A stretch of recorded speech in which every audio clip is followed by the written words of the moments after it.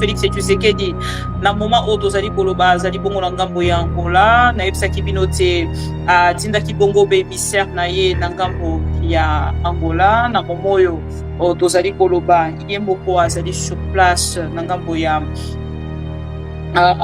Angola azali bongo kokutana na président Joao Lourenço te aseki la pété masa kimikomba o masa yo o masa munakate masa kimikomba o masa yo o masa yanga to détester gouvernement angolais outi pour publier gouvernement angolais publier lelo mama bibitala balobi Félix Tshisekedi aza mais je t'en o meka un peu koyebisa na Félix Tshisekedi. Ces grands Congo n'est pas donné à n'importe qui pour nous gérer. Le seul cadeau au Congolais baza posé là, ils allaient démission na ye. On comprend on a raté cette émission mon tozo c'est kakaka. Tozo le bédo côté tozo c'est kakaka. Toto c'est qui le bi nango yo. Pardon, avançons. En fait, on est en train de créer moi rubrique mon boyana 5 minutes ya osika. Soto komi kaka na 5 minutes wana to bandika kosika kaka.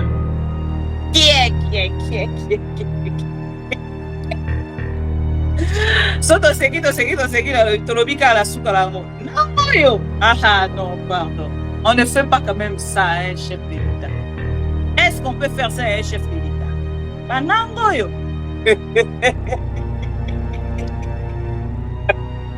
Hein? Est-ce qu'on peut faire ça hein, chef de l'État? Félix Tshisekedi accueilli en Angola. Après toutes les déclarations faites, après Nyonso ya butu koloba na discours, na ebisa rabino toujours na répétaka yango, Félix Tshisekedi azalaka na 2 discours. Discours pour les dialoguistes et discours pour les diplomates. Avant na moment na koloba na bino, Félix Tshisekedi a changé de discours. Et na part ya Félix Tshisekedi, na mazaki koloba na kodeboulonner il pensait que au déboulonnant vous allez qui facile n'est pas tout n'est pas allé qui ko désorienté to bana qui ko dit ça Félix Tshisekedi kolanda batuana nyonso te ils vont tellement te désorienter ti comme mayo na morgue kutu muke pour ki ko la mukape na pi esprit ba comme mauti na cimetière ba kundi yo et puis ba zongi ba ça le ko la ba ambulance ba comme mayo na morgue bakomema yo soki na nani na hôpital bakotika yo na coma bango continuer chemin na bango.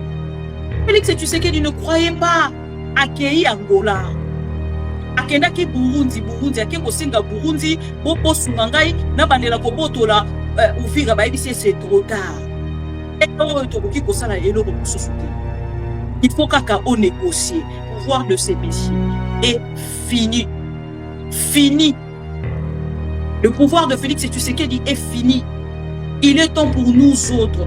Yakozonga Kinshasa. Mais Tokozonga yango kaka. Soki pena ba déboulonner au vrai sens yango.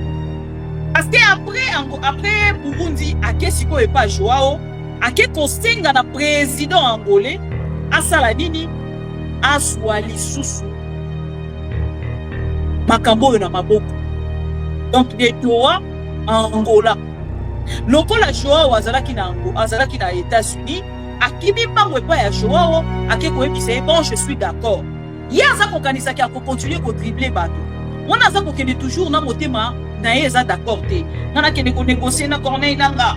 Nana kende ko négocier na Corneille Nanga na ko négocier na bango te. Mais nazo kende kaka pona sala bango plaisir. Tu ne fais plaisir à personne Félix. Tu vas pleurer comme un petit enfant.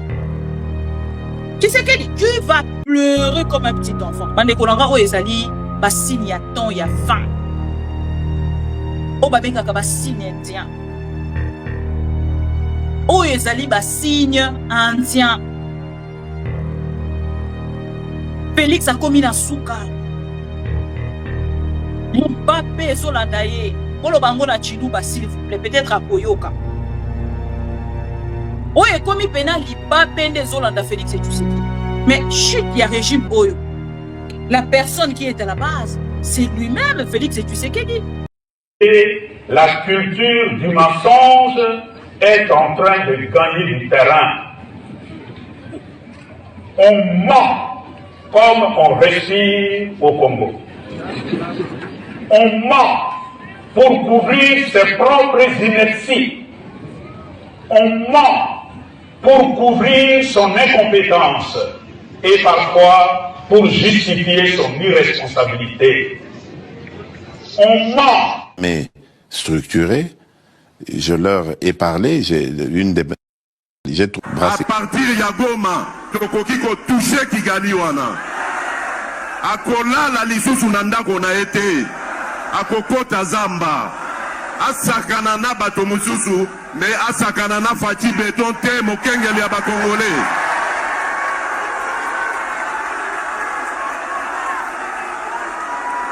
Na lobi na Kagame boye. Asakana na bato misusu. Oya monela kawana. Kasi na fachi. Voilà. Soki na yoki ke bazui localité moko. To badeki lisasi congolais moko akufi. Moko, pas deux. Moko. Je réunis les deux chambres du Parlement en congrès. Je dis, Bopé sans autorisation, parce que c'est la Constitution qui le dit, je commence la guerre contre le Rwanda. Je vous le dis ici, bon de retenir en haut. Si ça se fait demain, c'est ça les malades. Donc si ils osent faire ça demain, mercredi, pendant que les Congolais seront en train d'aller voter, la Chambre sera réunie en congrès. Les deux chambres seront réunies en congrès pour me donner cette autorisation. Et jeudi, je fais feu. Monsieur le Président, je suis en train de vous dire que nous avons des capacités au jeu de Bobangaté. Les Congolais, n'ayez peur de rien. Nous avons aujourd'hui les capacités de mettre cet individu hors d'état de...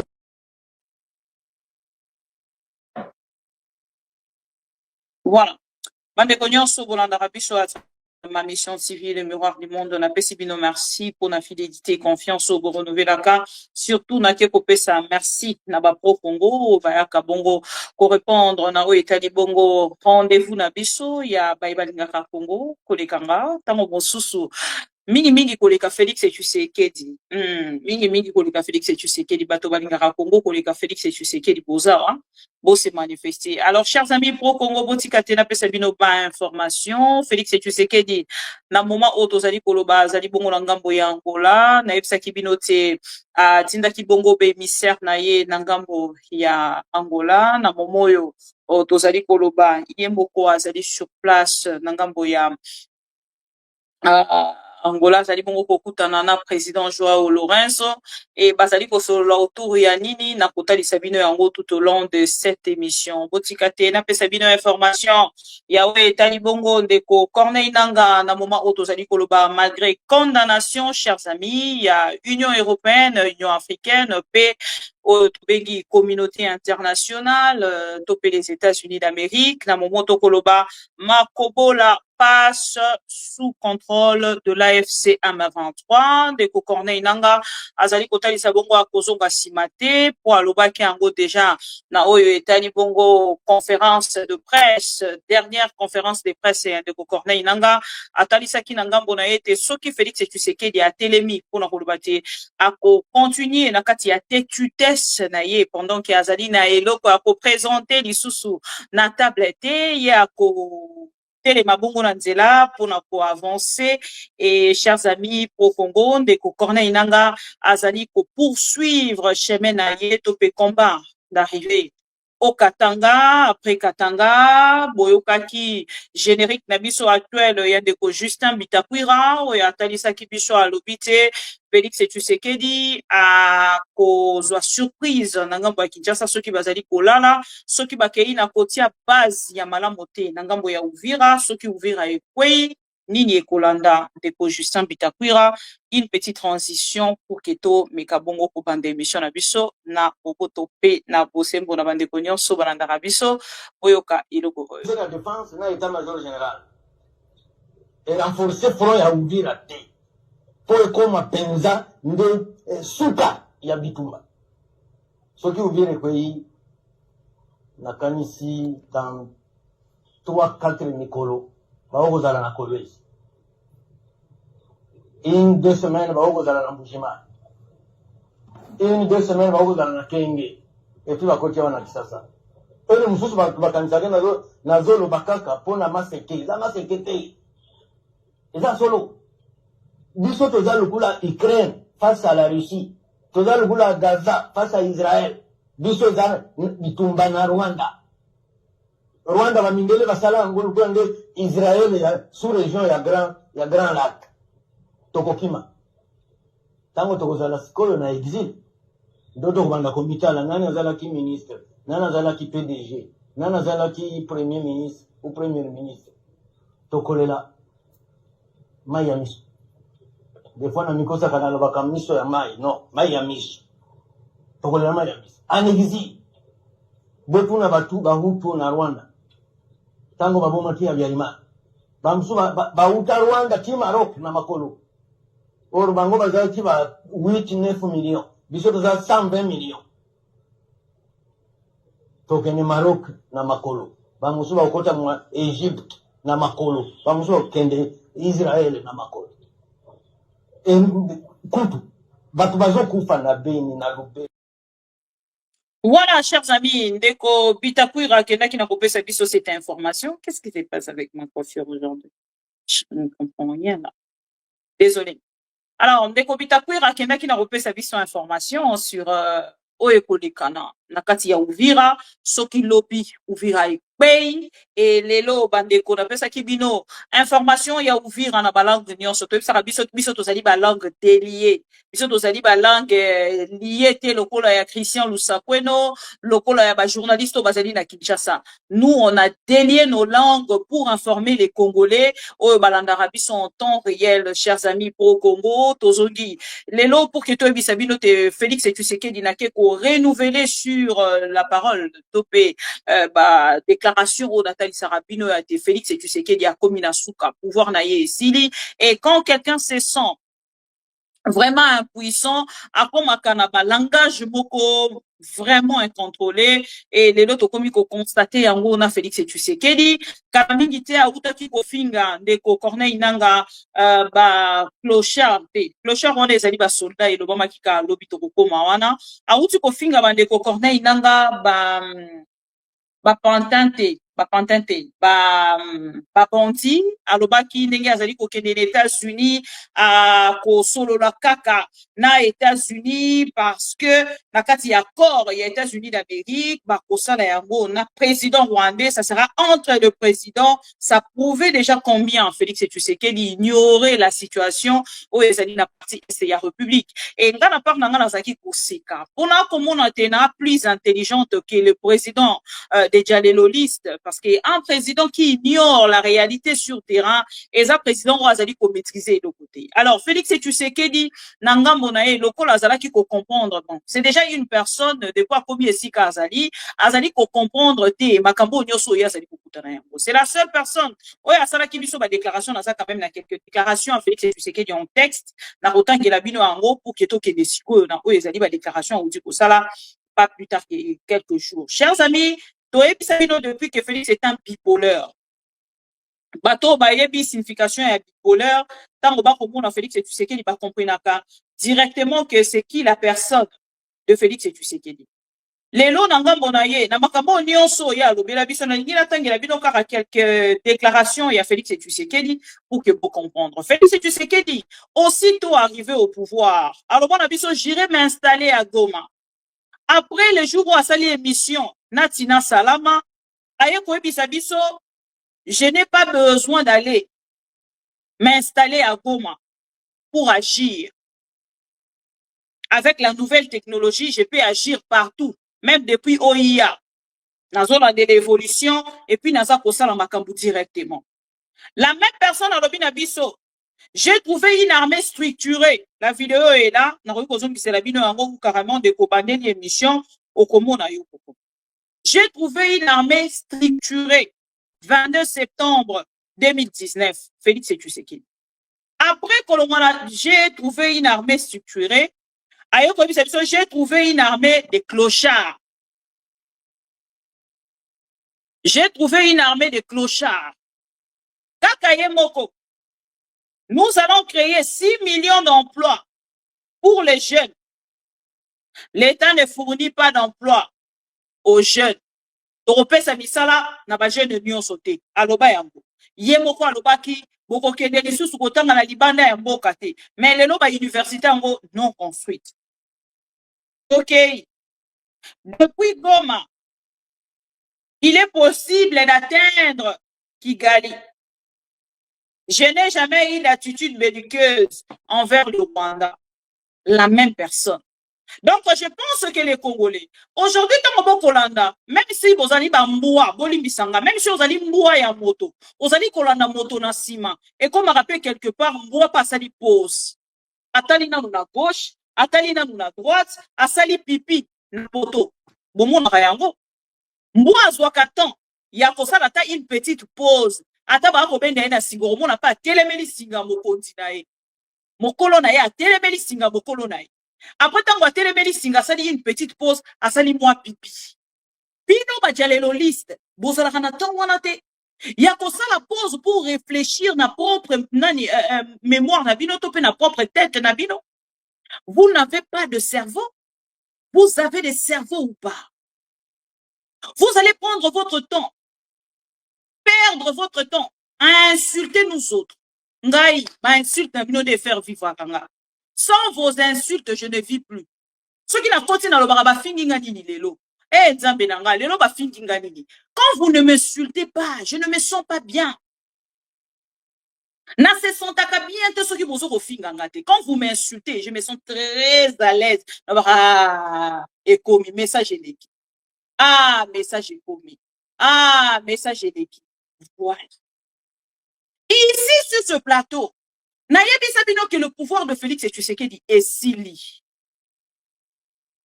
Félix Tshisekedi est perdu. Mais lelo, boza komona yango à travers les langages.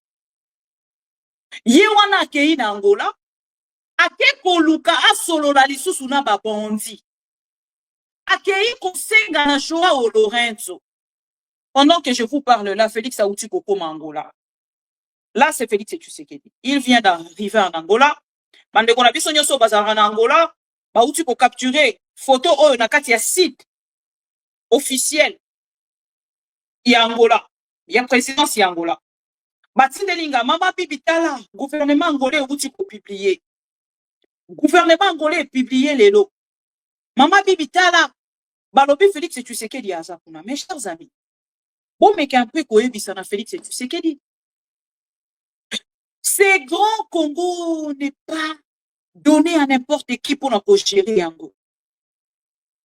Le seul cadeau au Congolais baza kosela, ezali démission na ye. Asala ba Congolais plaisir. Po oyo ba Congolais bazala ki kosela na Corneille nanga pesi ba Congolais pour la ba fêter. Ngala komisa ka message. Na komisa kaka message ya oyo ba Congolais basengi. Ba Congolais ba ki na de Corneille nanga soko lingi pena to fêter bien année oyo pesa biso Uvira. Corneille nanga pou Uvira. Oh. Mais qu'est-ce qui se passe? Namoni ndeko nani Wilingo makoti Uvira akeya sali ba video ngana ndeko katongo lokola théâtre. Tomoni pena Uvira koiko. Oh. Gouvernement congolais meki ko sabiso to eto pesa information fake news Uvira koité, c'est entre les mains de nos FRDC et Sarabino chers amis. Ceux qui ozongi na Goma. Zonga kaka mukie na Goma. Ozui makambo edekaki entre Sake na Goma Ekwei tito eko perdre Peter Chirimwami. Boko comprendre directement oye bandaki kolikana entre ligne ya Bukavu po boko manangambo ya Uvira. Et tant mon ayaki na eko bisabino ke Uvira ezali encerclé par les éléments de l'AFC M23. Donc gouvernement congolais kutunanzela Patrick Muyaya. Basala briefing mobimba pona koloba kenga na kosi. Balobi non, c'est des fausses informations. On vient ici pour démentir que Uvira n'est pas du tout encerclé entouré par les éléments de l'AFCM.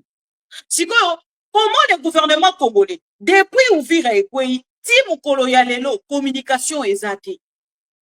Oya ko expliquer peuple congolais, l'olenge nini Uvira et Kwei na bopete. c'était quand même une occasion de la part du gouvernement congolais koya pour expliquer peuple congolais comment ouvrir ekoki kokwea na popete. Comment ouvrir ekoki kokwea na popete. Popete na Tshilube ezala nini? Bajalelo liste bazawa bo se manifester. Bajalelo liste bazawa bo se manifester. Kokwea na bopete na Tshilube ni koloba nini? Ponga Tshilube bo comprendre na bo Tshilube na muluba ya diaspora. Na muluba ya mboka te oyo aza nani serré na bato ya village to na comportement ya village te. Boye bisanga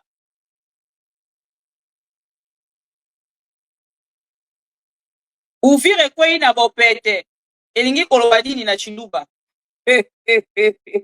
Tension ça va mubenga, tension ça va.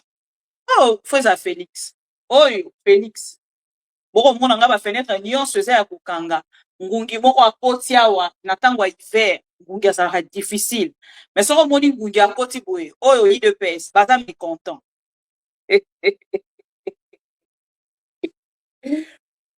Hein boye bisanga Tshilombo boye bisanga elingi koloba nini tshipete boya olobisaka bakamosusu abalobaka te, je suis désolé. Donc soki omoni uvira lolenge ekweleli esengeli ozonga na bainformation na biso.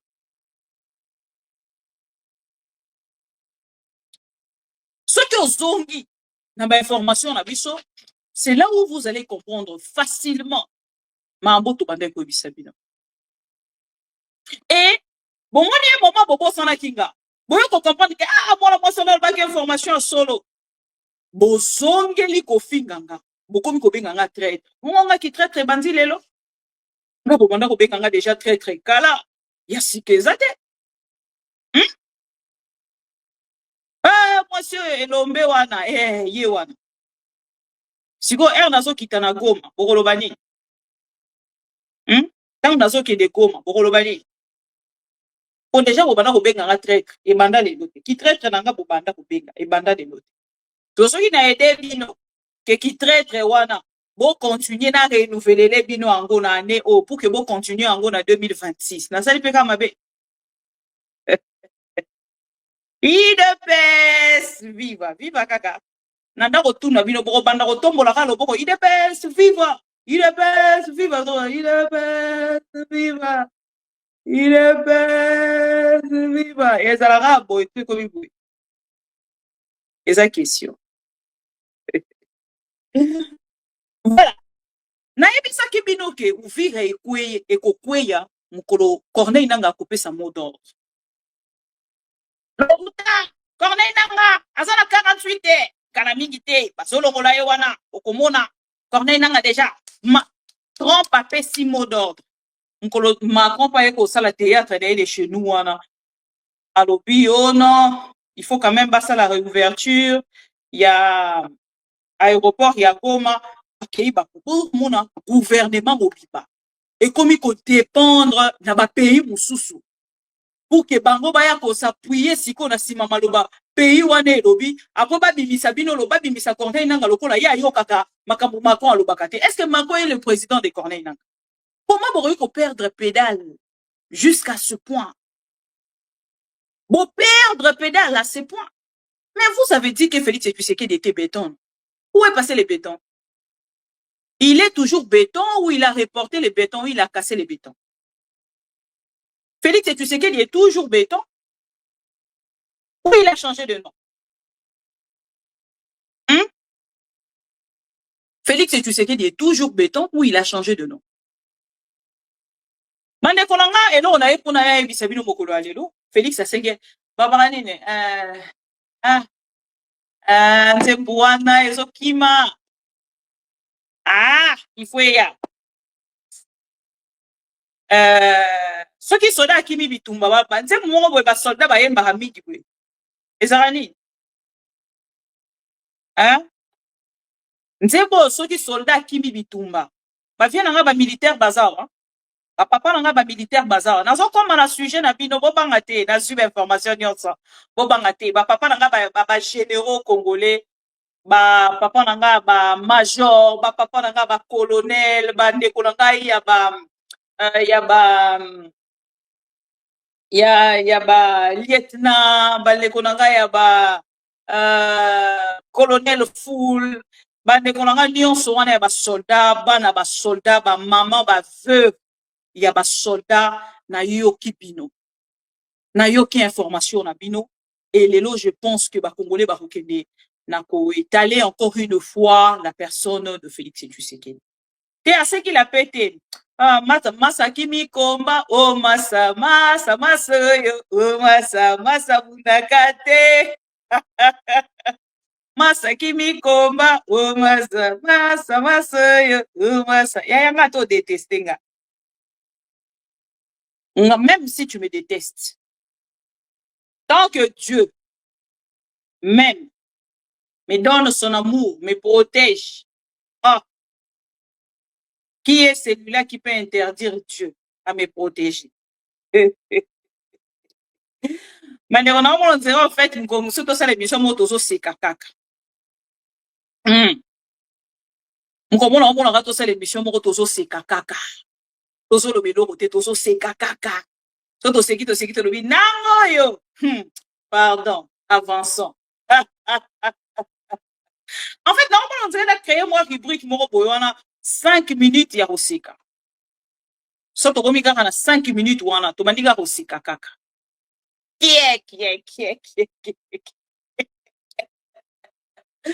So to seki to lobi kaka la suka la mo. Non yo. Ah non, pardon. On ne fait pas quand même ça à un chef de l'État. Est-ce qu'on peut faire ça à un chef de l'État? Bah nango yo. Hein? Est-ce qu'on peut faire ça à un chef de l'État? Voilà, nzemu na ndeko luka yango wana. Ale esanga masa oyo o masa moi ngana toli ya katikati ya ba militaire hein nazaki mwana vraiment ya ba militaire na Kanchach moni nga déjà natangi na école oyo primaire na nga natangi yango na langue de la vie zalaki école à général Ndimbi et biso to bandaki kovanda juste en diagonale ya école wana nayebaki ba Mandakuzu nayebaki ba général Mayele nayebaki ba général Ebele nayebaki ba généraux Ebele. Alors voilà donc on a remela bino nzembo eza ba nzembo tande koyoka boyebi cuisine ya ba militaire biso to tozayeba na mike bando benga o makusa biso to lomwake pa na biso na ozone tokeiti na makusa toke kozwa biloko ya ba militaire pour grande sœur azana na posa kolia yango te lokola aza mwasi ya militaire biso tomemi basani toke kozwa biloko na kati ya camp na camp Tchatch tozwi biloko ya ba militaire toye na yango tozaki na mwa bazaki na mwa ba assiette moko ya ba argent boye tozwi yango tokei tozwi madesu loso mbisi ba corne beef tout ça soki tozwi yango tokei donc bomoni nga na mwa esprit soldat na mwa soldat esprit nanga pena kuzu yakuza militaire voilà enze mwana na koyembela bino ya masa oyo bato nyonso baolanda nga lelo bazocomprendre nani nazoyembe gamel voilà Joachim gamel nabosanaki yango gamel wana ya argent wana yango nde biso toande kokende nango toke kozwa yo ozomona bibika pinga ya lelo bibika pinga aza ya lelo te bibika pinga aza ya kala donc aza na mwa parcours. Alors, tant on a koyemba masa oyo o masa kimikomba o masa bundaka te. C'est bel et bien Félix Tshisekedi. Yango na bisi bilote Félix Tshisekedi na momo to koloba akei na Angola. Moto auti ko sala déclaration. Awa na discours na ya suka. Alobi oyo ezali accord ya suka na signé. Na ko signé lisusu accord mon côté. Accord à suka signé eza oyo signé les États-Unis. Il est nerveux tellement ya koyeba ke ye il faut akutana na Corneille nanga face à face. Ala ndenge mokili balusi balobaka ngomba na ngomba bakutana rate me batuna batu bakutana totambolaka bien totambolaka na kobanga nzambe. Félix Tshisekedi croyant qu'il a dribblé qui Corneille Nangaa. Il pensait que les choses étaient tellement faciles pour dribbler Corneille Nangaa, pour dribbler Joseph Kabila. Et lelo na parnaye, bato ya kanisa ke sa sila nana bango ndenge bamande ko ebisa e. Avec pourquoi le waka nini, je vais faire quoi? Ce qui a neutralisé bato FCC, bande ko benga ngondi les ana mobo ko bande ko utiliser. Moi liboso a utiliser kayango. Il va fouiner le passé. Ce qui va pas fouiner le passé, il va faire ce qui nini tout ça et tout. Et lelo na parnaye à se rendre compte qu'il a sali tellement pour nakati ya sommet ya l'état. Et lelo azotala lolenge pouvoir na ye aussi lela azali perdu chers amis. Et l'homme est tellement perdu. Na moment na koloba na bino les militaires congolais bazali très énervés. Merci beaucoup. Na ba papa nanga o nyonso ba pesa kanga ba information. Merci na ba papa nanga nyonso ya ba généraux. Ba benga bino ba traître nga même nga mona na bino na kotikalaka jamais ko benga bino traître. Un ancien chef de l'État au nom de Joseph Kabila a sali discours chers amis. Na discours na ye il a soulevé 12 points. Na kati ya 12 points, atali si que le militaire congolais bazaba militaire ya mabete. Un ancien chef de l'État s'il vous plaît. Oyo ya lobby qui a kutaka ba militaire ba clochard. Je vais arrêter. L'ancien militaire, ancien président de la République, a lobby ba militaire wana nga muna forma ba. Ba militaire wana na yebi bango bien. Baza juste na muto amala muto akoki ko kamba bango to pe ko encadrer bango. Pour que ba réussir combat. Mais tout ce que je sais, ces militaires-là n'ont pas un problème. Et aujourd'hui, chers amis, bisona bino tozo komona yango. Kabila alobaka yango. Yé croyant que merci beaucoup, Giovanni, yé bane ko kanisa ki a côté boulonné ndenge alobaka. Mais je pense que na moment yo clé na ye, clé de roue ya Félix Tshisekedi e bukani. Clé o ezala ki censé ya côté boulonné, ba te boulonné ye.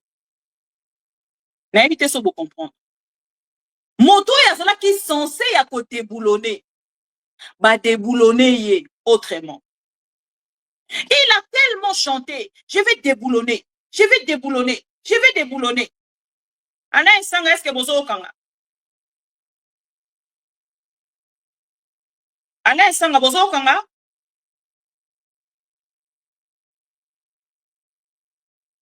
Bozo kanga?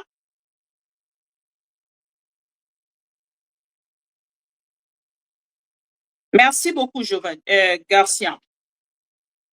Et n'a pas y a Félix Tshisekedi. Tamazaki koloba na ko déboulonner, il pensait que ko déboulonner wazala ki facile. Nenge batu na ye bazala ki ko désorienté. To bandaki ko ebisa Félix Tshisekedi. Kolanda batu wana nyonso te. Ils vont tellement te désorienter. Ti komemayo na morgue. Morgue kutu muke po ki kola mukape na pi esprit. Ba komema oti na cimetière. Ba kundi yo. Et puis bazongi. Baza lokola ba ambulance, ba komema yo na morgue, ba komema yo soki na nani na hôpital. Ba kotika yo na coma, bango ba continuer chemin na bango. Félix Tshisekedi ne croyait pas. Oui, biso ba to munene, to zaka defo na assurance moko ekota ka biso na munene na biso to comprendre na raté. Soko za munene ko mono nzoko komi muto mbongo, okomo mono nzoko ba tunyoso ba komi na sena yo, assurance wana Félix Tshisekedi akoma kine. Et à Bakolo Banabiso, Félix Tshisekedi a accueilli na Angola. Après toutes les déclarations faites, après Nyonso ya wuti kolobana discours, na ebisa rabino toujours na répétaka yango, Félix Tshisekedi azalaka na deux discours. Discours pour les dialoguistes et discours pour les diplomates. Awa na moment na kolobana bino, Félix Tshisekedi a changé de discours. Accueilli Angola. Akendaki Burundi, ake kosenga Burundi, bobo sungangai, na bandela ko botola, Uvira ba ebisi c'est trop tard. Et to koki kosala eloko mususu te.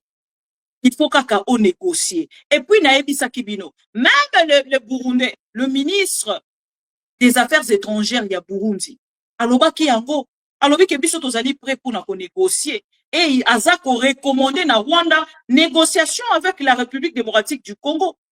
Mais ce qui va toucher, bisika o va toucher kate na Burundi, bakosala nini, bakokota bitumbo yo, otela ya o esengela ki bakota. Batali balobi toza ko mettre pays na biso en danger. Pendant que tozali collaborateur, na collaboration na moto moko azali inconscient, c'est mieux na part na biso tozonga sima. Et na momo na koloba na bino bazonga sima. Batika ndeko Corneille nanga zwa. Ufira na bo pete et na koloba bino bakomi na makobola. Baza ko continuer chemin. Na koloba na bino ba soldats congolais nyonso basala ki repli stratégique na Baraka. Et misusu bakangaki bango bakotaki na prison centrale ya Kalemi, misusu bakangaki bango na prison ya Baraka, et chemin oyo ndeko Corneille nanga azwi lobi bakozala libéré. Bakozala libéré. Pour Félix Tshisekedi asili. Depuis la bande de bino 18 ans. Puis côté ya ba Congolais ça facilité hein. Pour le bana ba Congolais likambo moko eza facilité hein. Bakokoma na niveau balembisa yo, bakitisa yo, basala boye tout ça et tout na telema wana na ebiselo que le pouvoir de ces messieurs est fini. Fini. Le pouvoir de Félix Tshisekedi est fini. Il est temps pour nous autres ya kozonga Kinshasa. Mais to kozonga yango kaka, soki pena ba déboulonner au vrai sens yamo. Et la promesse yandeko Corneille nanga au Congolais sur l'air des mondes ya Uvira bapesi bango yango. Et siko ba Congolais ba komi kosenga na Félix Tshisekedi, monsieur le président, ce que olingi to fêter malamu s'il vous plaît, déposez. Déposez. Parce que après Burundi, ake siko et pas Joao, ake kosenga na président angolais, asala nini, azwa lisusu makambo na maboko. Donc Netoa Angola. Lokola Joao azalaki na États-Unis, akibi bango epa ya Joao, ake koyebisa bon je suis d'accord. Yaza ko kanisa ki ako continuer ko dribbler bato. Wana za ko kende toujours na motema na yeza d'accord te. Ngana kende ko négocier na Corneille nanga. Ngana kende ko négocier na Corneille nanga na ko négocier na bango te. Mais nazo kende kaka pona sala bango plaisir. Tu ne fais plaisir à personne, Félix. Tu vas pleurer comme un petit enfant. Tu sais que tu vas pleurer comme un petit enfant. Au moins nyonso tata na yo asala. Ba politicien nyonso baleka. Oyo basala tata na yo asala na Mobutu. Oyo tata na yo asala na Kasavubu. Oyo tata na yo asala na ba Belge. Na kokotisa na ba Belge. Oyo tata na yo asala na Kabila le père, Kabila le fils. Yondo kofuta yango. Yondo kofuta ba poka sena oyo ba Belge basala ba Congolais. Yondo kofuta yango. Yondo kofuta yango. Parce que ton papa, dans le 32 ans, ce qui a combat, alors baka na biso ki azali ko sala nini ko bunda pona ba Congolais. Et aujourd'hui, yo moto zala ki mwana na esengela ki o incarner ba valeur. Esengela ki o incarner ba valeur ya papa na yo. Et lelo na part na yo, oza ko la ki sana mokili mopipa ki bozana ki na ba valeur te na IDPS.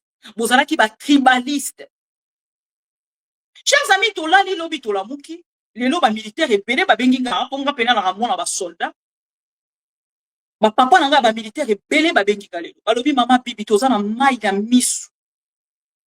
Et tolingi to yebisa yo ke tango zaki ko yebisa biso ke to bunda te, to tika mwana mobali o to bande ko mona ndire ozali patriote te. Tango bande ko yebisa biso ke ce monsieur est un inconscient, to bande ko ndimela yo te maman bibi. Mais lelo tika te to yebisa yo, to ko bunda lisusu te. Na Kinshasa awa bisika bango baza ko kanisa. Que soki ba soldat ba yelobi to ya ndeko Corneille nanga ba koti Kinshasa biso to ko charger midu ki to bandi ko beta to ko kende ko rejoindre bango. Nalobi mais qu'est-ce qui s'est passé papa? Alobi nanga mama bibi. On est très énervé. Na ba kan lelo tension ezali makasi. Tension ezali makasi na bakomba, chers amis. Ba papa na ba militaire nyonso balobi bazali très énervé. Bakoki ko traiter bango de tout. Déjà ba insultaka bango tout à kokanga salaire na bango, solde na bango. Ezalaka déjà confisqué par l'État congolais. Wana na bango batangaka na ba école malamu te. Wana na bango kaka bango wana nde babengi bakuluna. Wana na bango kaka bango na babengi bandumba bo excusenga. Wana na bango ebele nde batondi na kati ya paka juma. Papa na bango bazui décision ya kobundela mboka.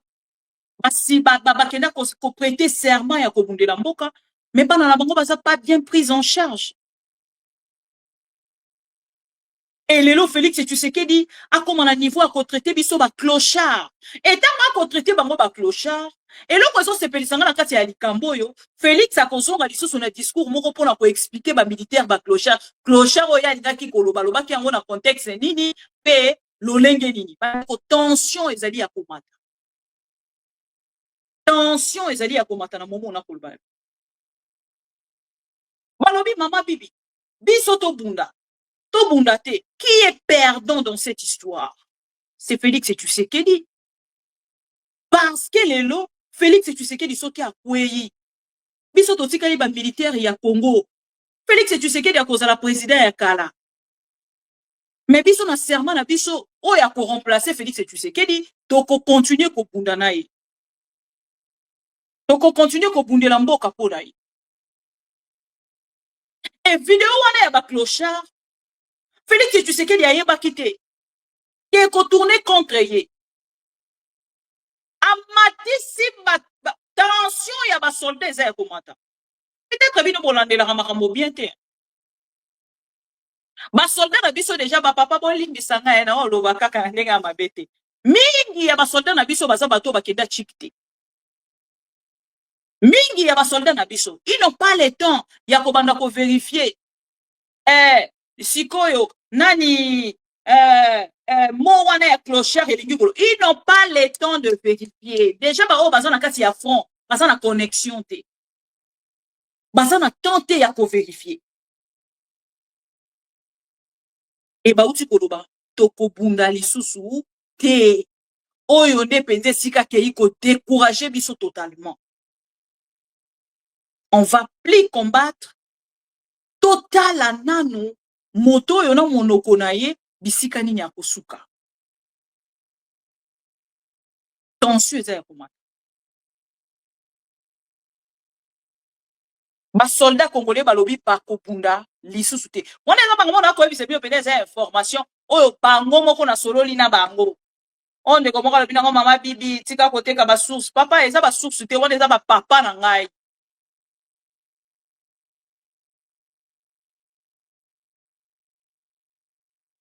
Balobi biso lokwa toza armée républicaine. Soki ya kei biso toko continuer ko bundela mboka. Mais pour na Félix Tshisekedi na combat o esiki ekomi toko bunda lisusu te toza ba clochard. Incompréhension ekoti. Et choqué bango d'une manière bokoki ko imaginer.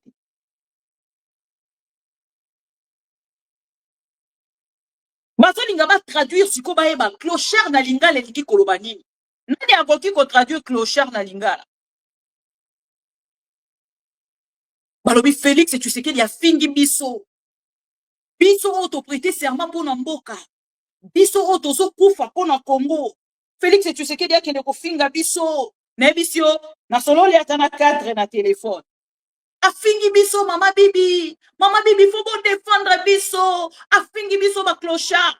Ngape na oyo baka ah ouais papa ya solo menga na landi yango te. Soldat mutu atindelinga vidéo chers amis. Soldat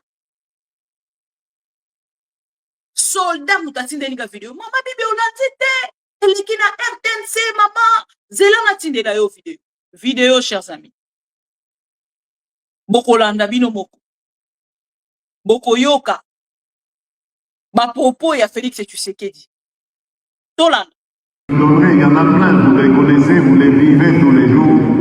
C'est celui qui me tient à cœur, celui de la sécurité de notre pays. Lorsque je suis arrivé à la tête de ce pays, j'ai trouvé une armée, pardonnez-moi l'expression, de clochards. Mokonzi ya baterme. Je vous le dis très sincèrement, Mokonzi ya bamokle. j'avais une admiration sans faille pour nos militaires, mais les militaires de troupes. Parce que ces gens, on les envoyait au combat sans ration, sans solde, sans munitions, sans encadrement. Et on leur demandait de faire des miracles. Et il leur est arrivé de faire des miracles. Voilà pourquoi, lorsque je suis arrivé, je me suis attaqué d'abord à l'œuvre sociale, en mettant le mieux possible, et je sais qu'il y a encore beaucoup de choses à faire de ce côté-là, mais en mettant le mieux possible à l'abri leurs enfants, leurs épouses, donc en bref leurs dépendants, pour que eux ne puissent se consacrer à leur tâche qui est celle de la défense de la patrie. Donc voilà pourquoi je dis le patriotisme a un petit peu disparu dans ce pays, mais il n'est pas trop tard, car cette population est composée à majorité de jeunes et nous devons réinculquer cette valeur de patriotisme à nos jeunes et la nation sera sauvée dans les années qui viennent. Parce que je sais... Voilà. Bolandi Binomoko, à travers cette vidéo. Et ça m'a cambo babeti na simanda kute lobi na tangira ki bino ango la texte avant vidéo comment. Lobi to kutana ki na deuxième partie te voilà pourquoi na son guidé. Et ça li ke pesi tension na kati ya armée. Ba oyo bazali na kati ya front batiki minduki. Ba lobi maman bibi ata vous-même. Comment koki ko finga un président de la République, ce qui biso tozaba clochard, il y a Zali commandant suprême, il y a République démocratique du Congo, il y a armée congolaise, pardon, commandant suprême, il y a armée. Ce qui a fini biso ba clochard, a fini biso n'est na romona ba de komoso ba chege, ba commander ba mendiant, mais yé moko azanani. Na moni réflexion ya de komoko, avant to nachela bino nzembo ndeko moko a improvisé de lo alobi nzembo oyo nde ezali nzembo esengeli boti de la Félix Tshisekedi. Ndeko moko a réfléchir alobi, je suis sidéré d'avoir écouté qu'il a trouvé une armée clochardise. Si un militaire qui vit grâce à son solde est qualifié de clochard, que dire d'un homme qui vivait du salaire de sa femme? Félix Tshisekedi traite nos militaires de clochards. Ba militaires ba clochards ba vivaka na oyo ezali solde na bango. Ata $100 ezali solde na ye. Ata 200, ata 300, ata 500 ezali solde na ye. Sikoyo, que dire d'un monsieur toute sa vie à vivre kaka na mbongo ya basi avant azwa cadeau spécial na maboko ya Joseph Kabila, toute sa vie à vivre kaka na mbongo ya oyo tobengi basi azalaki kaka Mario, toute sa vie. Parce que ceux qui ba militaire baza ba clochard et le commandant suprême azanani, parce que yondo ozali censé ya ko orienter bango. Commandant suprême ya ba clochard kombo na ye nani? Commandant suprême ya ba clochard kombo na ye nani? J'ai beaucoup aimé cette réflexion. Nalobi na part nanga nalobi ah, naza même pas na temps mingi te ya ko réfléchir. Ndeko esa réfléchir pour na biso nyonso. Chers amis, je vais vous mettre ici une petite chanson avant to le kana momo ya makambo ya clochard. Bokoyoka cette chanson, un Congolais à réfléchir. Alors bitse bo oyo, maman bibi, botindela yango Félix Tshisekedi. Na ba Congolais bayoka un peu ba réfléchir, même nos militaires ba kele na koyoka yango pour que ba comprendre na part na bango que ces insultes et sengeli ele bisa bango te. ekoki kolembisa bango na kopunda pour que batika nzela na Corneille nanga mais ba comprendre que tozolunga to déboulonner vice oyoyo eza ko déranger République démocratique du Congo mobimba tozolinga to longola mbuma ya mabe herbe ya mabe oyo ezali na kati ya bilanga pour que biloko nyonso ebota malamu boyoka extrait hein, ya nzembo yango je ne sais ceux qui n'a la possibilité à diffuser en vrai et je ne sais pas ceux qui ne à signaler dans nos vidéos n'a été parce que biso tozara ba problème to tia vidéo oyo boye lobby ekomi ono akomi ko réclamer droit d'auteur et puis ça nous fait des problèmes. Lorsque je suis arrivé à la tête de ce pays, j'ai trouvé une armée de clochards. En 2019, Chilombo nous dit qu'il avait trouvé une armée structurée. Et aujourd'hui, le 13 2025, il avait trouvé une armée de clochards. Batata ba maman yo yo. Armée de clochards. Armée de clochards. Armée de clochards. Yo yo yo yo yo kasongo banje. Yo yo yo yo yo fundishe kuloba wani. Jeff Kasongo fundishe kuloba, guerrier de résistance. Si l'armée congolaise de FARDC c'est une armée des clochards, donc leur commandant suprême c'est un clochard. Bandoukou Yangou pour former une armée ça prend combien de temps? C'est 9 mois seulement. Chilombo a fingi batata na biso pour rien et moko aza clochard. Papa Kitobo a les a respect. Yaya Chirac Makayabu et Shima. Bino bana ya Congo tozo mituna en 2019. Chilombo nous dit qu'il avait trouvé une armée structurée. Et aujourd'hui le 13 2025 il avait trouvé une armée de clochards. Batata ba mama yo yo. Armée de clochards. Armée de clochards. Armée de clochards. Yo yo yo yo yo kasongo anye. Yo yo yo yo yo fundishe kuloba wani. Boyoka mafinga ya fachi beton et pas ya mapinga ya farte. Ba généraux na biso, général Kasonga clochard. Kilimba limba clochard. Kantou Israël clochard. Lycée Likulia auditeur clochard. Général Tango Fort clochard. Louboyanka Chama clochard. Constant Lima clochard. Ekei clochard. Amouli clochard. Kanyama clochard. Masinzu clochard. Kabi Kiriza Kabi clochard. Chivewe clochard. Quelqu'un qui n'a même pas fait l'armée. Aujourd'hui il insulte nos généraux des clochards.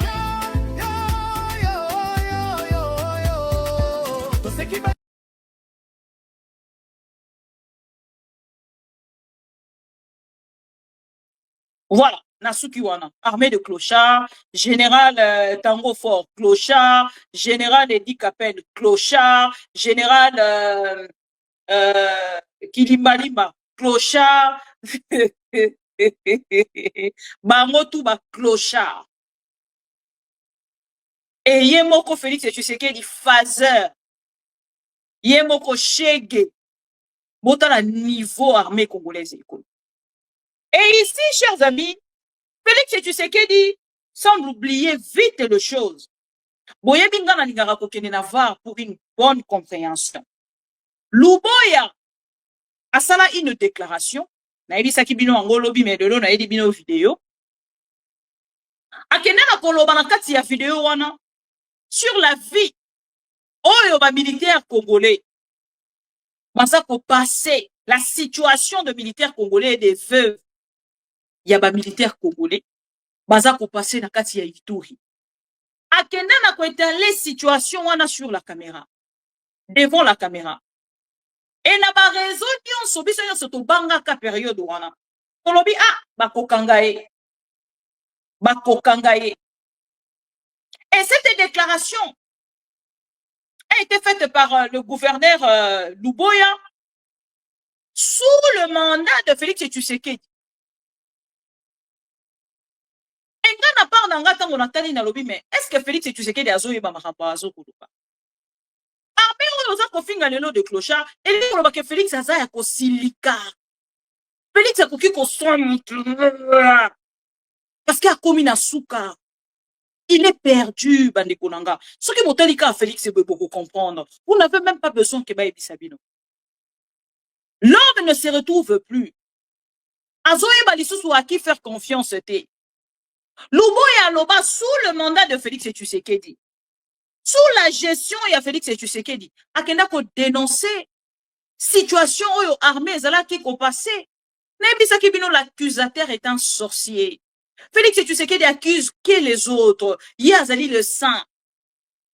Ngana sana nga mutu malamu. Bota la armée na kutaki. Armée na kutaki ezalaki boy. Tala kutu boy. Toujours des explications. Et pourtant lobi place akenda ki. Moto sala formation ya armée kuna azalaki te.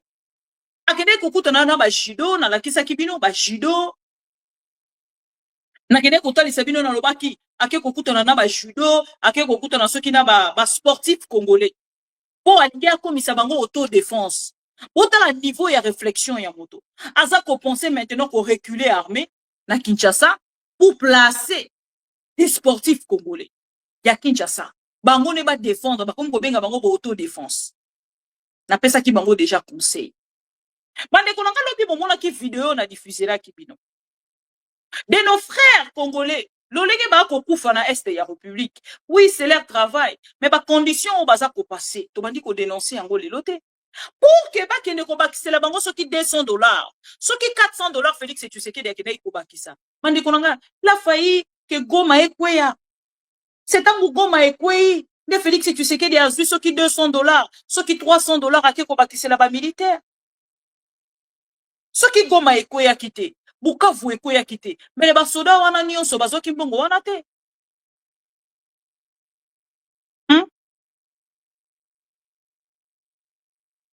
Mais les mbongo wana bazoki yango te. Bango moko lelo bakomi kotuna sikoyo. Mais soki akomi kofinga biso boy. Mbongo na biso tozwi te. Même mkolo batona babakisela ki bango mbongo basonda congolais. Balobi c'est que Goma ngo ba province ngo nyonso ekweya nango po babakisela biso mbongo. Po babakisela biso mbongo fala ki Goma ekweya. Bukavu ekweya. Moi je parle bien avec le militaire congolais. Mais ko bakisela biso mo mukie ya o babakisi soki ba prime soki na kati ya solde na biso. Et les loko ki de kofinga biso ba clochard, c'est trop. Et bon, tout dans ce qu'on a Félix Tshisekedi. Nathan Nyonso ya Asali, il a fait 7 ans. Pour kende kosala ba réforme na armée congolaise. Et bande ko senga eni. Et bande ko senga nini. Et bande ki ko zoye nini. Mbongo ya Congo koyiba matin, midi, soir. On ne peut pas comprendre qu'un chef de l'État aya kofinga armée na ye oyezo bunda. Maintenant boye bisanga. Soki aza kofinga armée na ye, azo c'est la victoire na banani. Na tuna ki bino question wana lo. Bande konanga o ezali ba signe ya temps ya fin. O ba benga ka ba signe indien. O ezali ba signe indien. Félix a commis na kati ya congrès wana nini alobaki. Yemoko akeina kokumisa armée congolaise, les vidéos sont là. Est-ce que Félix Tshisekedi ayebaka lisusu makambo alobaka? Eza motuna ona za kotuna bino parce que tant koloba que Félix est un bipolaire. Pas ton mosusu baza ko kanison direct olingi Félix Tshisekedi. Le lundi, pas plus tard que quelques jours, lundi, chers amis. Lundi, oyokaka euti koleka. Félix Tshisekedi a outi ko déclaré. Oyoka. Déclaration à Félix Tshisekedi il y a lundi. Oyoka yango s'il vous plaît. Tozo yeba lisusu te si c'est la même personne. Soki moto yango aza penza na problème ya moto. Tokomi ko confirmer yango. Le lundi, Félix Tshisekedi a déclaré quoi? Na congrès, Boyoka. Il a dit lui-même à la fin, le Congo doit s'élever. Non, pas la ça, lumière pas ça. Ne régnera pas pour toujours. Oui, Papa Yondo Zaki a raison. Oui, oui. Non, bon, c'est là, pardon. Déclaration dans ce c'est là. On a l'égina chez la vidéo yango. Face à cette agression, notre légitime riposte a été à la fois militaire, institutionnelle et diplomatique. Sur le terrain, les forces armées de la République démocratique du Congo, appuyées par la police nationale, les services de sécurité ainsi que les patriotes Ouazalendo, ont opposé une résistance farouche à l'agresseur ainsi qu'à ses supplétifs. Elles ont contenu plusieurs offensives majeures de l'ennemi, stabilisé des axes vitaux, sécurisé des agglomérations stratégiques et protéger des corridors humanitaires.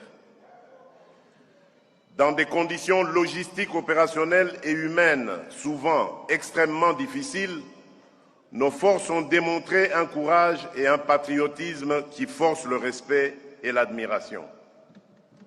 Permettez-moi, avant de poursuivre, de m'incliner. Et on a Félix Tshisekedi. Na Assemblée nationale, na Congrès, face il y a deux chambres, il y a Parlement. Félix Tshisekedi a déclaré quoi? Alobi n'a pas naye que sur terrain, combat na biso ezali en même temps militaire, na ba wazalendo na diplomatique nini tout ça et tout politique nyonso wana atalisi lolenge nini azali ko réussir. Armée na biso ezali ko combattre, ko défendre mabele. Siko to ko tuna. Armée oyo Félix Tshisekedi alobi to pe militaire oyo Félix Tshisekedi alobi. Ya ba clochard. Tozo tuna question. Eza ya ba clochard. Lundi le 8 musikate. Lundi oyo eleki. Vous vous rendez compte de la personne qui gère la République démocratique du Congo? Et ma voisin na biso nyonso wana. Kagame tango akota la motolo kwa Félix. Et Kagame on dira yeba ki Félix makasi. Aloba que Félix Tshisekedi azali tout. Sauf une personne qui maîtrise oyo aloba kana munoko nae. Félix Tshisekedi a maîtrisé makambo aloba kana munoko nae te. Alobi lundi, a félicité ma militaire Nabiso lundi les 8, chers amis. Et lobby les 12, lobby les 13, hein. Voilà. Samedi les 13, aye ko finga bang. Boye bisanga. Et vendredi koutou, avant de commencer samedi, vendredi a dit ministre ya justice, abengi sa ba diplomate. Oyo bazali accrédité na kati ya République démocratique du Congo. Basololana bango. Basololana bango, batalisa bango que l'armée congolaise eza kotala lolenge nini bakosala pour que bakende kosala reconquête ya Uvira. Oye bisanga.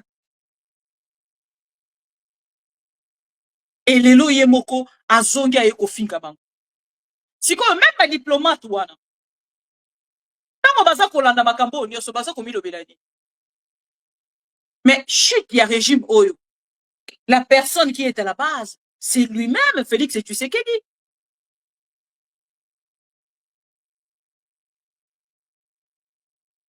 Boye bisanga même ba jeune. Oyo bino bobanaki ko recruter pour que bakene kokota si réellement vous étiez face aux jeunes. Ba jeune wana pe bana ba militaire bazalaki wana te. Na ba jeune wana bana ba militaire bazalaki wana te. Bana ba militaire bobimisa ki bango polo bozonga na ndako pour lelo to ko finga ba papa na bino. Boye bisanga chers amis. Tolongola na nos sentiments, tolongola na nos fanatisme. Tolandela makambo yo mokonzi ya mboka, tozwa ito tia ependa na dini ya mokonzi ya mboka. Un chef de l'État peut traiter son armée.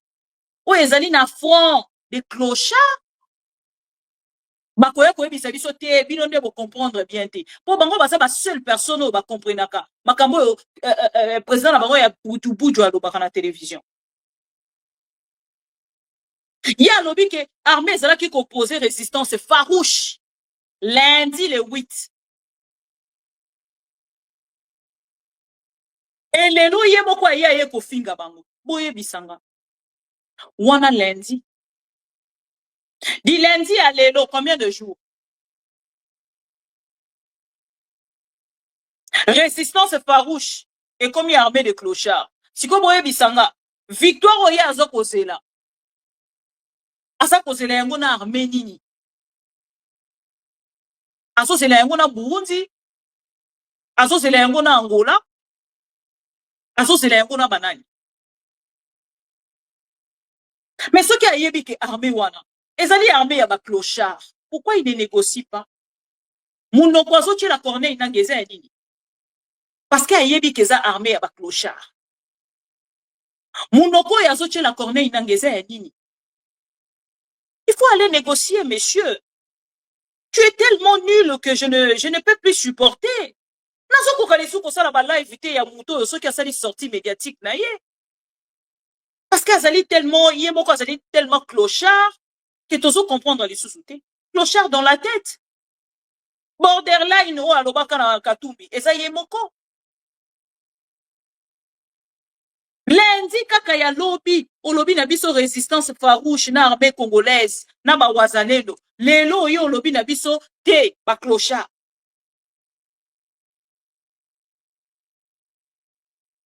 Et tango ba bengi ba ambassadeur na monsieur le ministre ya justice, ba yebisi ba lobi oh non, ba yebisa ba ambassadeur que to perdre ou fi rater.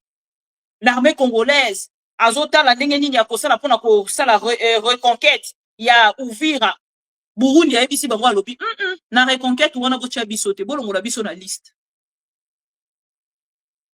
Bolongo la biso na liste. Et na début ya mandat Nathalie Sibino makambo alobaki. Makambo ye moko alobaka na début ya mandat Nathalie Sibino ya. Je leur ai parlé, j'ai une des premières réunions que bon, j'ai trouvé.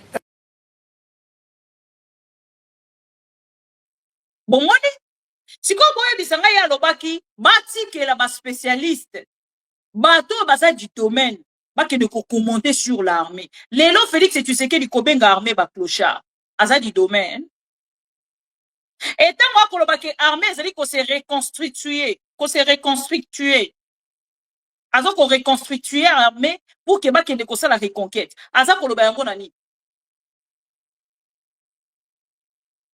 Ako reconstituer armée nini kaka ya ba clochard to armée mususu ako reconstituer armée nini botu na Félix et tu sais quel et lelo Burundi pe bwa kisi e Burundi bwa kisi e oh, tu ça la reconquête na armée. Il y a pas clochard. L'homme est totalement perdu. Nayebi Kibino awa que le président Félix Tshisekedi batindela un message au biso to bangela ka Luboya. Luboya salaka déclaration awa. Biso to bande koloba même bakokanga Luboya. Bokoyoka Luboya. Boyoka Luboya, chers amis.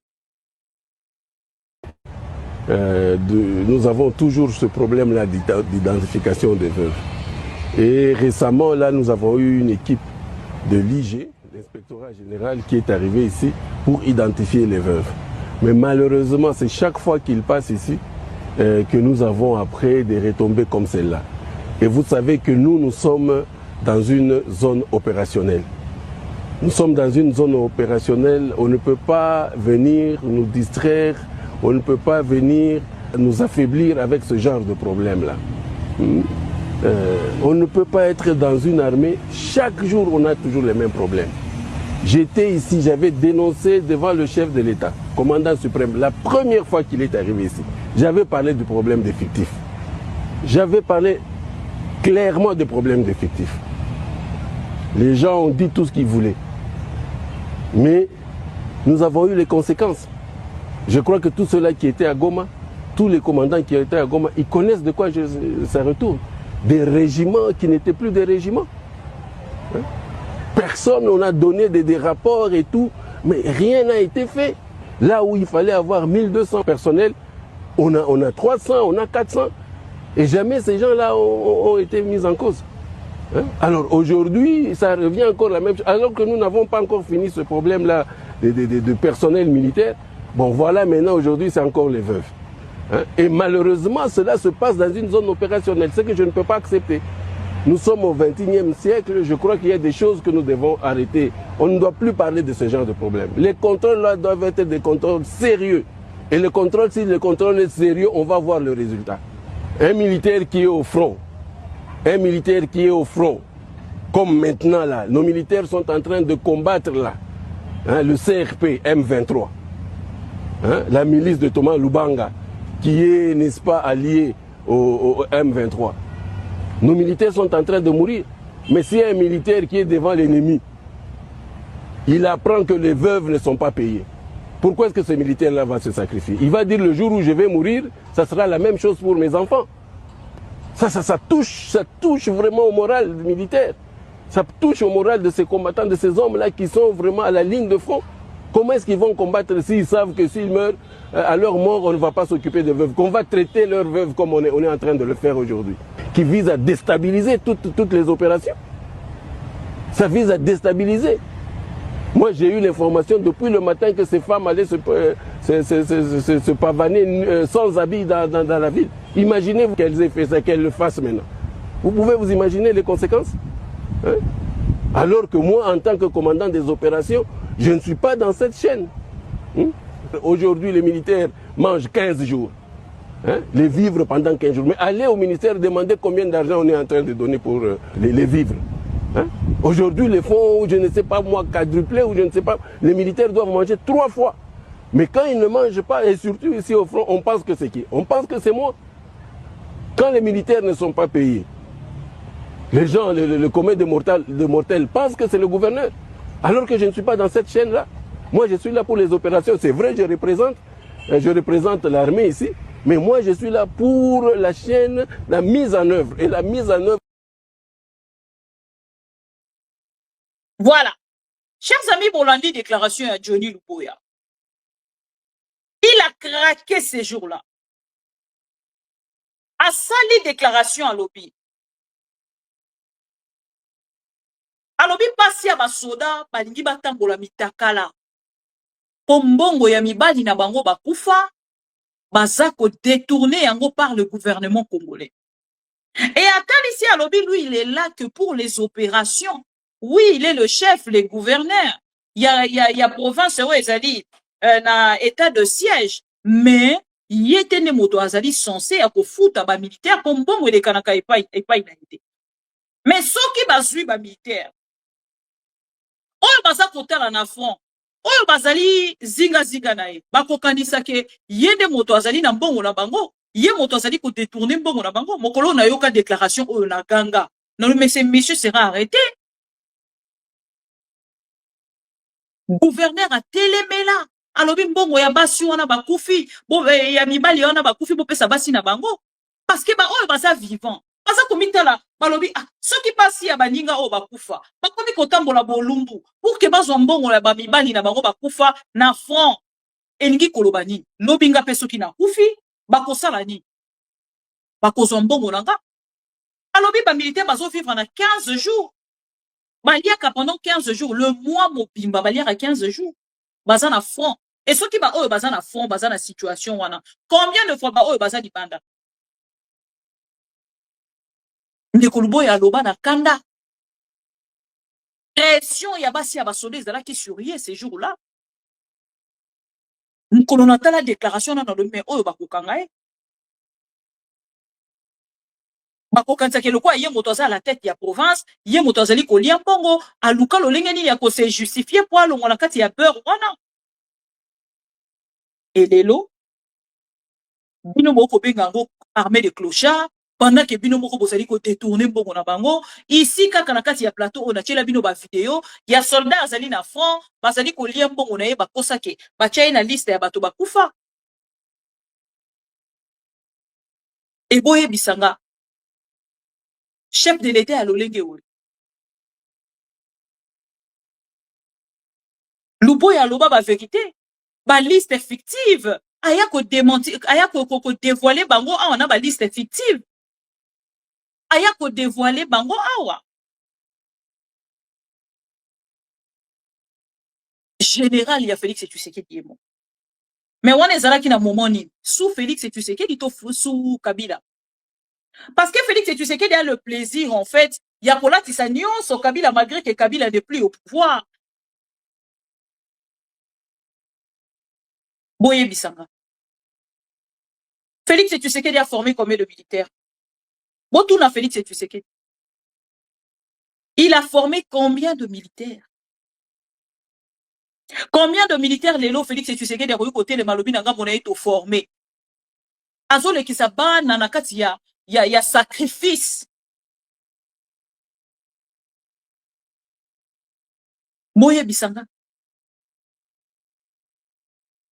Tozwa effectif pour Kabila atikaka, tozuna o Félix Tshisekedi a lobi na biso ke ya formé, ba komi combien? Kabila laissé ceux qui 100 000 hommes. Na ba o Félix Tshisekedi a lokoti partout. Est-ce que Félix a tongi ba camp?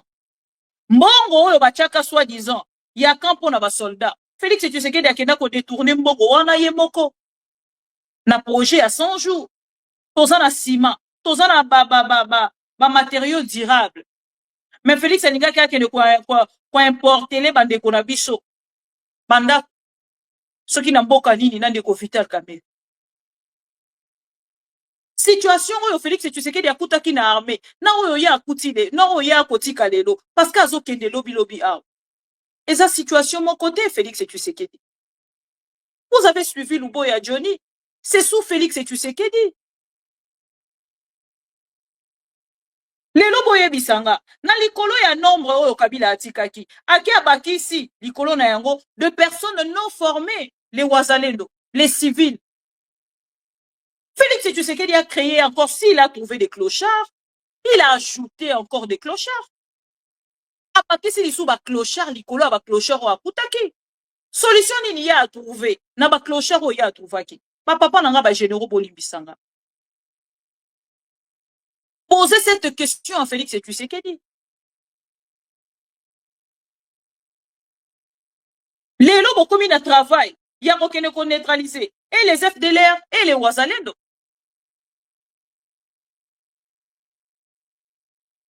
Est-ce que Félix a causé un moyen lobby? Toute possibilité, il y a qu'on démobiliser ba Wazalendo. Il y a qu'on neutraliser ba Wazalendo. Il y a qu'on boto la bango mindu qui na esengo o bango bazana yango déjà ya kozo mindu qui lelo ofele. Et puis honneur wana ya kozala doté na mindu ki na gouvernement congolais. Boye bisanga. Et lelo ye moko aza conscient ke na bitumba akotika la kopunda te. Olina le kisatan. To bisa kibilo Félix Tshisekedi aza kosala lolenge ya moto, aza na posa ya ko gagner le temps. A gagner le temps pour que l'ongwa tina 2028 ayebi na yeki akosala eloko kote. Et le temps eza koleka. Et ça, pour ça, la peine de Kokorne, il n'a qu'à comprendre. Les lois comme il Kosenga, Lorenzo di Susu, a qu'il s'impliquer dans Katia, le Kambo et Sadikolika. Et à ce qui Lorenzo, a qu'il s'impliquer, a comme il Kosenga, Siko, Dowa et Zonga. Azo Lukabazongi Sadisu, Dowa. Awa Félix et Tshisekedi d'Angola, a qu'il Kosenga, Dowa et Zonga. Donc, na makelele nyonso Félix Tshisekedi asali akomi kokende kosenga lisusu doa ezoka. Mais yo lobaki doa wana yo kokende lisusu te. Accord ya suka o signé eza accord ya États-Unis. Na doa oke koluka lisusu nini e?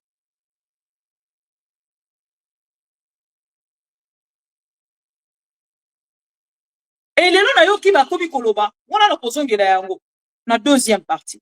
Oh cardinal Mbongo azoloba te pona nini? Cardinal Mbongo azo condamné te, avandi kimia, aza complice. Mais vous avez insulté le père spirituel catholique. Vous les avez insultés. Toutes ces déclarations, boloba na yeke ako déclarer malamu te. Azo sala makambo malamu te ndenge bino bolingi te. Bolobi na aza complice. Toko kanga toko sala boye. Lelo siko bokomi koluka lisusu aloba. Lelo bokomi koluka lisusu aloba. Chers amis, awa eloko etikali pona bino ya kosala. Ezali kokende na kati ya ko respecter les 8 protocoles signés na Doha. Soki bo signé, esengeli bo respecter signature na bino. Oyo bo signé ki na Doha, bo kende na ko respecter yango. Après na part na bino boye ba nini bo kosala parce que Corneille nanga lobi à côté de malisusu simate. Doha na bino oboke ko lukawana. C'est tantôt plus tôt. Tangu mususu akoki koya tangu mususu pa koki koya te. Parce que awa fizi déjà bitumba ezali na fizi. Bitumba ezali déjà na fizi. Lobi ba kokende na Kindu, lobi ba kokende soki na Baraka, lobi ba kei na Katanga. Félix Tshisekedi. Et le pouvoir termina. Déjà na Sarabino, Katanga wana boza komona. Les Katangais sont très hostiles à Félix Tshisekedi. Boyo kakaba réaction na bango, boyo kakaba attitude na bango, soki esengi ba réagir sur un sujet. Boyo kakalolenge ni bakenda rakoloba. Et à ce moment, Félix Tshisekedi a refondé na mikolo, Félix Tshisekedi voyage de voyage. Akokende na ba voyage wana nyonso azoyeba te esika nini akokende ko négocier, nani akokende ko pondelela yende ko Corneille nanga. Malgré des condamnations, chers amis, Ndeko Corneille nanga continué chemin na ye. Voilà. Voilà. Ndeko Bitakwira olobi nini? Le gouvernement ignore. J'espère qu'il va retenir ce que je veux dire. Le Congo est devenu un pays borgne. On l'a crevé un œil. Mais il y a l'autre œil qui reste, c'est Ouvira. Si on perd ce Ouvira, le Congo devient aveugle. Quand on voit la valeur, la chaleur et la valeur qu'on donne au football à quelqu'un qui a marqué un but, il devient comme le dieu de la terre. Et ceux qui défendent la République, on est censé savoir que non, ça c'est pas important. C'est ce qui inquiète. En février 2025, la vague de la tombée de Goma, de Bukavu et autres, c'était pour aller tout droit. Au Tanganyika, à Lubumbashi, à Kolwezi, venir à Kisangani et arriver ici à Kinshasa. Il faut que le gouvernement ici se rappelle que l'AFDEL a commencé de la même manière. Et Mobutu avait pris ça comme quelque chose d'anodin. Mais on l'a balayé comme une mouche, comme un insecte. Donc la priorité du gouvernement aujourd'hui, quand on voit la valeur qu'on donne aux loisirs, quand on voit la valeur qu'on donne au football, et on ne donne pas la même valeur à la guerre, à la défense du pays, c'est sincèrement inquiétant. Parce que chez moi on dit, tout bon danseur mérite cadeau. Est-ce que vous savez que la mairie d'Ouvira aujourd'hui, il y a plus de 9 mois, il n'y a même pas un frais de fonctionnement pour cette mairie. Qui doit encadrer tout ce qui se passe? Parce que le maire de la ville, c'est lui qui représente le président de la République dans l'entité. Mais ça fait plus de 9 mois, même pas un sou, pour qu'il puisse résoudre certains problèmes récurrents sur le terrain. C'est pas normal.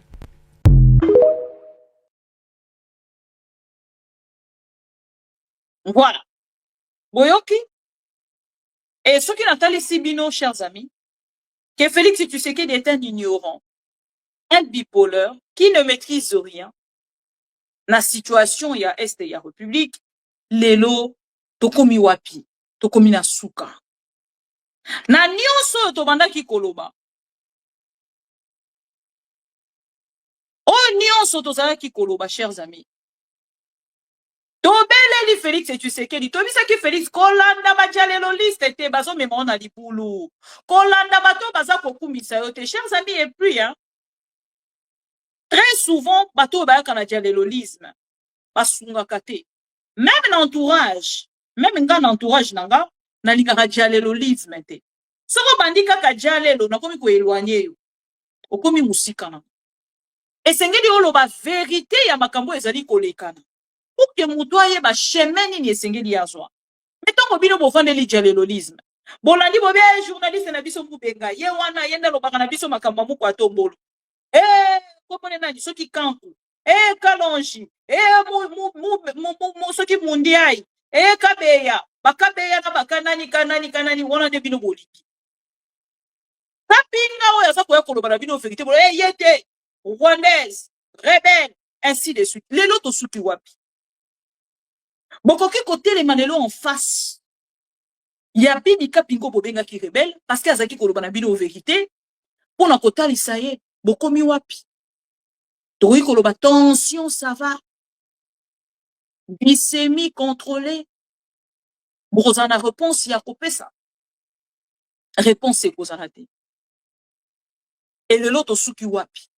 Nyonso enazaki koloba na bino lelo yango e rattraper bino nalobaki na bino pouvoir a Félix et Tshisekedi esili pouvoir yango esili ndeko nani Corneille Nanga azali na Uvira baza kokende Fizi lobi kuna Baraka lobi kuna Kalemi pour bakoti na kati ya Katanga nyonso dans l'ensemble bokoloba nini et ba toto akatanga baza kosela ndeko Corneille Nanga baza très favorable en arrivée à Corneille Nanga et le pouvoir termina Olandi bitakwira o azalaki na bino azaki koyebisa bino nini et le pouvoir de Félix et Tshisekedi soki totali kaka makambo ndenge eza kokende le lobi tokolela bozo pe sa valeur na un joueur parce qu'il a marqué but pour Félix et Tshisekedi alingaka football tokomi ko vivre ndike biso nyonso tovanda na kati ya ndako tata Etienne Tshisekedi et tozali ko vanda tozo ko observer bana ya kolo lopango ndenge ni balingaka ko vivre to landaka lokolo o bango balingi toyebisaka bino que la richesse ya Congo ou les richesses ya Congo ezali bien privé ya famille Tshisekedi toyebisaki bino que ezali héritage ya tata Etienne Tshisekedi lelo tosuki wapi yaya atabo siliki atabo leli bokolela nani pouvoir ekomi na suka esili tozo changer joueur pour tolokoli Félix to remplacer mutu mususu poete voilà et awa tozo ko observer totala droit 2 oh toko signer lisusu te oh ba Pantin oh ba soki banani na ba kombo nyonso bengaki bango lelo suki na kolanda bango lisusu na sima toyebisaki bino militairement nous sommes faibles ce n'est pas pour insulter nos militaires mais on était faibles tokokaki ko avancer te tokokaki ko bunda te pona ko bomba bolumbu ya armée congolaise esengelaki na Félix Tshisekedi a assumé akende na dialogue ya lombango na ba Corneille Nanga après akei na dialogue inclusif et to avancer oh baza ko reconstituer toza ko reconstituer armée kalamingité tozo kende ko sala reconquête ah bon bonne chance à vous biso tozo zela kara to sala information parce que la situation est tellement volatile biso tozo ko observer kaka lolenge to komone la situation to ko la lobi na tongo to lamuki pena information mususu bande kolanga actuellement ezo ko lekela Félix et Tshisekedi to ko la lobi to lamuki na information mususu comment stakimi combat tongo reconquête to azo ko loba ko sala na ebita ko sala ngola banani soki kaka na ba clochard to ake ko senga lisungi kuna na Angola parce que na yebi déjà que Angola ba yebi tellement bien. C'est mieux kaka ya ko reconstituer ye moko armée na ye ya ba clochard o ya lobby na ba clochard na ye pona ko kende ko sala reconquête o ya kozela. O soki akosala yango kaka na Burundi esa se retire. Lo ba kosala ngo ye moko. Toi kosenga Rwanda, bon, je ne sais pas comment ils pensent faire les choses. La tête me fait déjà mal. Ça fait 1h30 que je suis devant vous. Je ne peux que vous dire merci pour la fidélité, confiance, bandeko, s'il vous plaît, toke na ko liker vidéo, to partager, to liker vidéo, to partager. Tourne langa dialelo liste, oh yo, yebi azalaka pembeni na yo avanda na moi. Ceux qui pour yebi que maman azalaka dialelo liste, mais yo azalaka conscient, yebi sa maman, tension, ça va. Soko yebi que papa nazalaka inconscient. Maman azalaka consciente, s'il vous plaît, ce n'est pas pour créer de problèmes dans vos couples, mais c'est juste pour le retour d'attention. Ça va. Ba dialelo liste na zo tout de bino nyonso kozala ba visa to ndenge nini. Bino nyonso kozala ba visa to ndenge nini. Alain Sanga, tunelanga ba dialelo liste soki bango nyonso bazana ba visa. Et puis soki bozana ba visa mikolo yango est-ce que avion ekosala? C'est ça le problème. Hein? Avion ekosala mukolo yango, eza question. Bon. Merci beaucoup l'armée congolaise pour bozo kotikala kozala ba patriote malgré les insultes. Oh Félix Tshisekedi déjà ko préféré na égard na bino bozo ko continuer kotikala ba congolais de père et de mère. Courage à vous nos papas militaires. Courage à vous, nous vous aimons tellement parce que ceux qui totali combat au bokundaka moto akokokana na yango azati. Bino boaka kawana bokozala na sokoto wana ya Congo. Yango tolobi hein. Ba papa na biso ba militaire. Botu na bana na biso ya baluba o ba yaki ko rejoindre bino. O ba yaki lokola ba traître pona moni na kosongela yango. Je reviendrai sur ces sujets là. JC Katende na kosongela yo. Na kosongela yo. Na sali déjà minute na ngai ekoki, voilà pourquoi na lingina quitter bino. Na souhaité bino bon dimanche et bonne soirée. Et bonne semaine na bato ba Rolanda biso na rediffusion. Bonne fête na bato ba continuer Rolanda biso ti ba le 25 ti le 30. Merci beaucoup pour la fidélité, confiance oyo pour renouveler la cannabis. Bande ko to like vidéo avant de partager et na tiki bino na prière oyo ya ba papa na biso ya armée congolaise. Besoin de nombre. Botinde na moto papa, botinde na moto, botinda moto na Félix Tshisekedi. Pouvoir na ekweya mbangu pour que bino bo retrouver. Situation na bino ya sika papa na tiki bino nyonso na prière oyo na tindeli yango bandeko na biso nyonso ya ba militaire o ba kolanda. Maintenant nous faisons l'alliance avec toi Seigneur Jésus. On n'a pas besoin de nombre. Agrée une autre alliance avec toi Seigneur Jésus. Père, je glorifie ton nom. Bénis chacun de celui qui s'est prosterné devant toi, le Dieu des armées. Protège chacun. Donne la victoire à chacun de nous. Et donne la victoire au FARDC tout entier. Merci parce que nous l'avons fait pour ton honneur, Seigneur Jésus. Et si nous tous nous disons, par la foi, merci Seigneur Jésus-Christ. Merci Seigneur Jésus-Christ. Acclamez le Seigneur Jésus.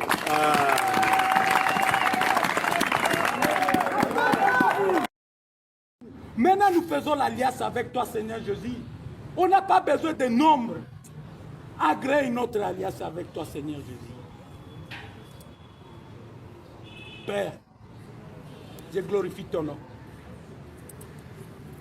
Bénis chacun de celui qui s'est prosterné devant toi, le Dieu des armées.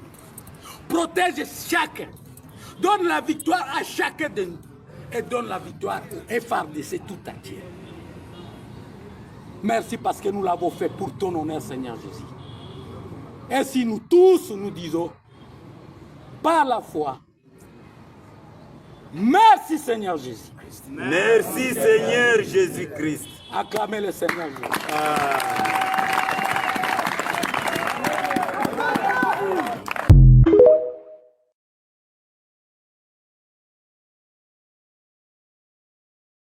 Qui est celui-là qui va m'interdire, moi, le garant de la nation, à ne pas faire ça?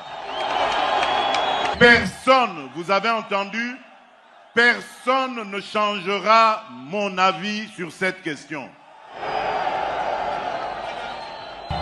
Et personne ne m'empêchera de réfléchir de cette manière et d'avoir cette approche.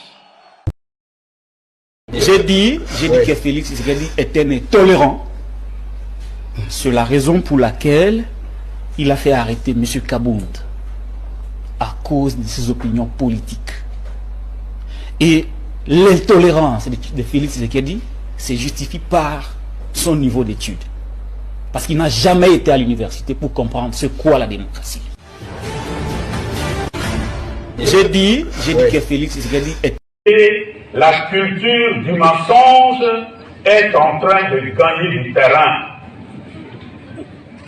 On ment comme on réussit au Congo.